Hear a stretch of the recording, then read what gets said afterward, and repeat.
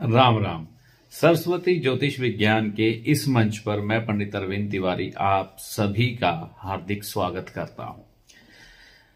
लाल किताब में जब बुध की खराबियां आ रही हो, बुध की खराबियां यानी कि दिमागी खराबियां, हमारा दिमाग सही समय पर सही फैसले ना ले पाता हो या दिमाग अजूल फजूल के विचारों में घूमता रहता हो, यानी कि हम अपना कीमती समय बेकार की बातों में नष्ट कर रहे हों, हमारा व्यापार ना चल पा रहा हो, हमारी बहन बेटी किसी न किसी तरीके से परेशान हो, दांतों से संबंधित किसी प्रकार की प्रॉब्लम या दिक्कत हो, बदजुबानी हम कर जाते हों, यानी कि कई बार गलत शब्दों का प्रयोग हम कर जाते हैं, जिसके कारण कई तरह के नुकसान हमको झेलने पड़ते हैं। यानी कि बुध ग्रह जब अपनी खराबी पर आता है तो उस समय हमारी किस्मत भी नहीं चल पाती, यानी कि बृहस्पति जो किस्मत है वो बृहस्पति ग्रह के अधीन आती है। तो बुध जब अपना खाली चक्कर चलाता है, क्योंकि बुध को शून्य भी कहा गया है जिसकी कोई वैल्यू नहीं है, तो जब ये अपनी खराबी देने पे आता है तो जिंदगी भी शून्य के माफिक हो जाती है, एकदम खाली, नीरस, वीरान व अधूरेपन से भरी हुई, क्योंकि शून्य की कीमत तभी है जब वो किसी संख्या के साथ लगे। तो ऐसा बुध खतरनाक होता है इंसान के लिए।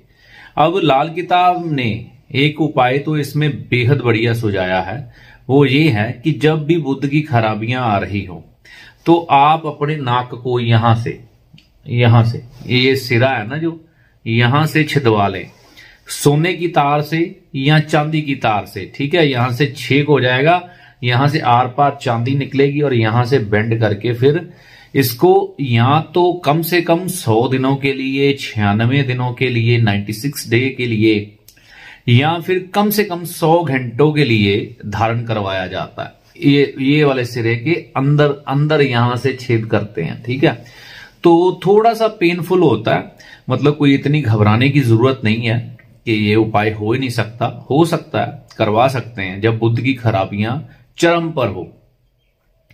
तो कई लोग जग हसाई के डर से, यानी कि यहां से अगर हम चांदी या सोना घुसाते हैं तो बेंड करके कई सुनियार तो यहां नीचे लटका देते हैं, यहां कई थोड़े सियाने होते हैं उसको टेढ़ा करके अंदर की तरफ कर देते हैं। तो ये थोड़े दिन की पेन तो होती है, मतलब दर्द होता है, जग हसाई होती है, कुछ भी कहिए। तो 96 दिनों के लिए या 100 दिनों के लिए या 100 घंटों के लिए ये तकलीफ दायक क्षण होते हैं।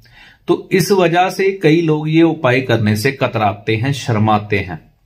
ठीक है, तो इसका विकल्प जो मैंने खोजा है, देखिए चांदी जो है वह राहु को शांत करती है, सोना भी कहीं ना कहीं राहु के दुष्प्रभाव को थोड़ा कम करता है, बृहस्पति ग्रह को मजबूत करता है।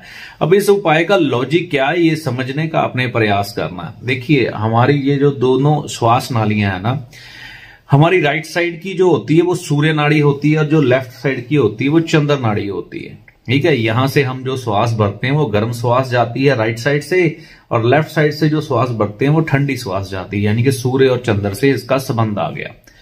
तो जब भी बृहस्पति को उसके मित्र ग्रहों की मदद देनी होती है, ठीक है, यानी कि चंद्र के माध्यम से, क्योंकि राहु को शांत करने वाला चंद्र है, तो उसको जब मदद देनी होती है तो चंद्र की सहायता से देते हैं। इसलिए यहां पर चांदी के द्वारा छिदवाकर चांदी यहां पर लटकाई जाती है।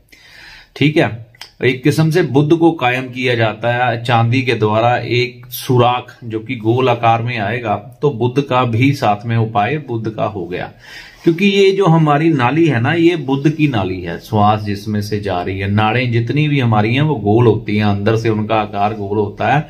तो उनके अंदर से जब बृहस्पति की श्वास गुजरेगी तो वह जब चंद्र यानी कि चांदी से स्पर्श होकर हमारे दिमाग में या शरीर में प्रवेश करेगी, तो जो बृहस्पति ग्रह को बुध खराब कर रहा है, अब बुध में 2 ग्रह होते हैं, ध्यान से समझिएगा। बुध 2 ग्रहों के मेल से बना है। जोशी मेरे भाषा को अच्छी तरह से समझ जाएंगे। एक उसमें होता है राहु, एक होता है बुध। तो जब हमने बृहस्पति के पास चांदी बिठा दी, श्वास जो है वो बृहस्पति माने गए हैं। जब वो हम ब्रीडिंग करते हैं, सांस लेते हैं, तो ये बृहस्पति है। वायु जो है वो बृहस्पति है। तो उसमें यानी कि जो बुध की खराबी श्वास में जा रही है, बुध जो बृहस्पति को खा रहा है, यहां पर चांदी जब होगी ना, तो यहां से क्रॉस करके जैसे ही उसके साथ स्पर्श होगा, बुध वहां से हट जाएगा। बुध नहीं हटेगा, बुध में जो राहु बैठा हुआ है वो हटेगा। फिर बुध में सिर्फ बृहस्पति बचेगा। बृहस्पति तो वैसे भी श्वास है, तो बृहस्पति की प्योर वायु हमारे अंदर जाएगी। देखिए, जब हम श्वास लेते हैं ना, तो अगर ध्यान से महसूस करें कि लंबी श्वास भरते हैं, आप भी बैठे बैठे भरिए, मैं भी भरता हूं, आप महसूस करेंगे कि आपके मस्तिष्क की तरफ जा रही है श्वास। फिर उसके बाद फेफड़ों में भरती है, ठीक है, फेफड़ों में हमारे श्वास भरती है, जहां पर बृहस्पति उच्च होता है। यानी कि ये चौथा घर है जो हमारे फेफड़े मानेंगे, ये चौथा घर है। तो यहां पर जब वायु जाती है और जो वो शुद्ध होके जाती है, राहु और बुध से मुक्त होके जाती है, तो बृहस्पति यहां पर ठीक होता है। जब बृहस्पति ठीक होता है तो हमारी बुद्धि सही ढंग से काम करना शुरू करती है, उससे पहले नहीं। फिर हमें विवेक आता है, धैर्य आता है, सोच अच्छी होती है, सही समय पर सही फैसले लेते हैं, बेकार में अपने समय को व्यर्थ नहीं करते, और अपने रिश्तों यानी कि बुआ, बहन, बेटी को भी अच्छे तरह से संभालते हैं, और हमारी वाणी में भी संयम आ जाता है। तो ये उपाय का ये तर्क है। तो अब चांदी जो पेनफुल है, लोग नहीं उपाय ये कर पाते, तो क्या करें? देखिए, जो मैंने इसमें इजाद किया है वो ये किया है, ये उपाय बहुत पॉपुलर होने वाला, क्योंकि इसके रिजल्ट आप चमत्कारी रूप से देखेंगे। आज के समय में ना लोग सरसों के तेल से दूर हो गए हैं। सरसों का तेल पहले क्या होता था, अपनी उंगली पर लगाकर अपने नाक के भीतर लगाया जाता था, ठीक है, दोनों साइड। कई लोग लगाते होंगे भारत में, ये नहीं कि सभी ने बंद कर दिया, लेकिन वह लोग बेहद बुद्धिमान होंगे, अच्छी समझ होगी, उनका दिमाग सही समय पर सही काम कर लेता होगा, ठीक है, उनको बुद्ध की खराबियां कम आएगी और बृहस्पति उनका अच्छा होगा, ठीक है। तो नाक के भीतर यहां पर उंगली पर सरसों का तेल लगाकर यहां भीतर यहां पे नाक में लगाया जाता था, दोनों साइड। इसके अगला स्टेप जो है, हम लेट जाते थे, इस तरह से 2 ड्रॉप सरसों के तेल के हम गिराते थे और हमारे यहां अंदर तक चला जाता था, यानी कि जाते हुए महसूस होता है हमको अंदर के सरसों का तेल गया है। तो सरसों का तेल भी हम अगर निरंतर अपनी श्वास में लगाते रहें तो भी ये बुध में से राहु की गंदगी को रोक देगा, क्योंकि आज के समय में पॉल्यूशन बहुत है। जो वायु है, जो ऑक्सीजन है, उसमें धूल के कण, रेत के कण, पॉल्यूशन यानी कि धुएं के कण मिले हुए रहते हैं। तो हमारे नाक के भीतर के बालों का भी यही काम होता था, गंदगी को रोकते थे। आप महसूस करना कि आप नॉर्मल श्वास लेते हो ना, तो आपके नाक में एक खुश्की सी आ जाती है, सूख जाती है त्वचा, एक रूखापन सा महसूस होता है, कई बार यहां पर जख्म जुख्म भी हो जाते हैं। तो सरसों का तेल है ना, उसको लचीला बना देता है, और चिपचिपाहट होने के कारण इसमें जो वायु प्रवेश करती है, उसमें जो वायु में गंदगी होती है वो रोक लेती है उसको, सरसों का तेल आगे नहीं बढ़ने देता। तो कई बार हम सुबह देखेंगे हमारी नाक भरी होगी गंदगी से, चलो वो साफ कर ली।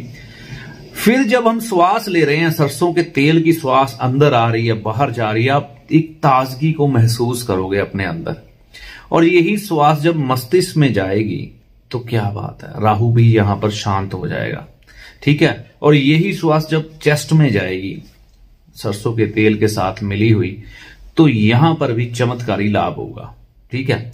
तो ये उपाय करके देखिए। अगर आप नाक छेदन नहीं करवाना चाहते, सामाजिक तौर पर डरते हैं, जग हसाई से डरते हैं, आप ठीक भी हैं, लोग मजाक बहुत उड़ाते हैं, तो इस चीज से बचने के लिए सरसों का तेल यहां पर नाक में लगाना शुरू करिए। देखिए, अगर आपको किसी तरह की तकलीफ देता है तो मत लगाइएगा, ठीक है। और सरसों का तेल बढ़िया सा बढ़िया लीजिएगा, हल्का नहीं। और अगर ड्रॉप डाल सकें तो सोने पे सुहागा, नहीं डाल सकते तो उंगली भी पूरा काम करेगी। एक खुश्की, एक ताजगी, ये खुश्की है उसका तो नाश हो जाएगा, वो भी राहु की होती, खुश्की भी बुध की होती है ना, हर चीज को सुखा देना, बिल्कुल ही डेड कर देना। तो एक जो ताजगी महसूस होगी उससे आपका बृहस्पति ग्रह ठीक होगा। बृहस्पति ठीक होगा तो बृहस्पति के साथ जुड़ी हुई चीजें भी बढ़िया हो जाएंगी। बुध ठीक होगा तो बुध से जुड़ी हुई चीजें भी ठीक हो जाएंगी। चमत्कारी असर आएगा, करके देखिए। मैं ज्यादा इसका बखान नहीं करूंगा, अनुभव कमेंट में उसके बाद साझा जरूर करिएगा, ठीक है। तो जिंदगी में खुशहाली लाने के लिए ये वो उपाय है जो बुध के दुख को दूर करेगा, ठीक है, करके देखिए। तो इसी के साथ मैं ये कहूंगा आपको कि अगर आपको वीडियो अच्छा लगा तो इसे लाइक व शेयर करें, ठीक है, कमेंट जरूर करें। चैनल पर नए हैं इसे सब्सक्राइब करें, सब्सक्राइब करके नोटिफिकेशन को ऑल पे सेट करें ताकि हमारे हर आने वाले वीडियो की जानकारी सबसे पहले आपको मिले। अगले वीडियो तक के लिए जय माता दी।